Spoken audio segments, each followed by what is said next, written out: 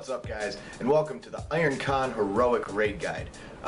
This fight is, again, just going to be covering the Heroic Mode difficulties. Any of the normal mode abilities will be covered in the normal mode guide that you can see in the Throne of Thunder playlist over on my YouTube channel. For this fight, literally the only differences that we're going to be talking about are, there's one key difference, that is it. This fight is literally extremely easy on Heroic. Typically it's the second or third fight that most 25-man guilds will go after. The reason being is because it's really the same exact fight. Obviously, with the health pools being higher and the damage being higher, normal mode abilities still will hurt, but there's not anything that's really new mechanic-wise that you really have to deal with. Okay, you can pop hero in two different, or you can pop Bloodlust, Time Warp, Heroism, whatever you want to call it. You can pop it at two different times during this fight. You can either pop it right at the start, or you can pop it when all three dogs are down at the end of the fight. While we're talking about all three dogs at the end of the fight, keep in mind that this is literally the only new ability in the entire fight.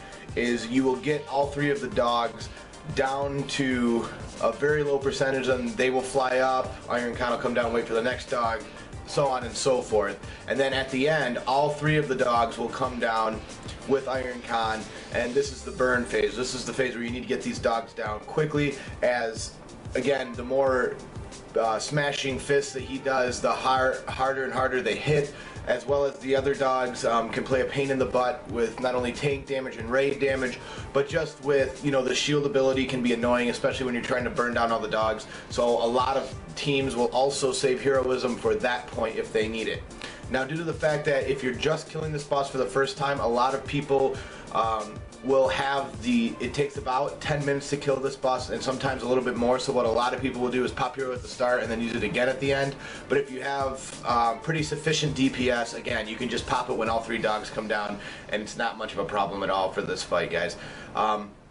The only other really main difference is, again, it's a normal mode mechanic of breaking people out of the lightning shield. That will kill them extremely quick in 25 heroic, or any really heroic mode. Is as soon as you see that lightning shield go out, make sure that your eyes are scanning the room. You're looking around, you're making sure that, okay, where is he? Is he closest to me? Is someone breaking him out or her out? Because it needs to happen extremely quickly. They will die, and the more people you have going into the last phase, it makes this fight a lot easier with everybody alive going into that last phase, especially with him slamming his fist into the ground and it getting harder and harder as the fight goes on to heal through that damage. Healers, again, you will have to be making sure that during the first phase, you're really healing some of the fire. If he does ever end up pulsing any fire, that you're ready for that. Also, people standing in lines as soon as the throw spear goes out. You'll have to be, when you see lightning shield go out, make sure you figure out who it's on and start spamming some heals into them until they're out. Tanks will tank a lot of damage as well in this phase.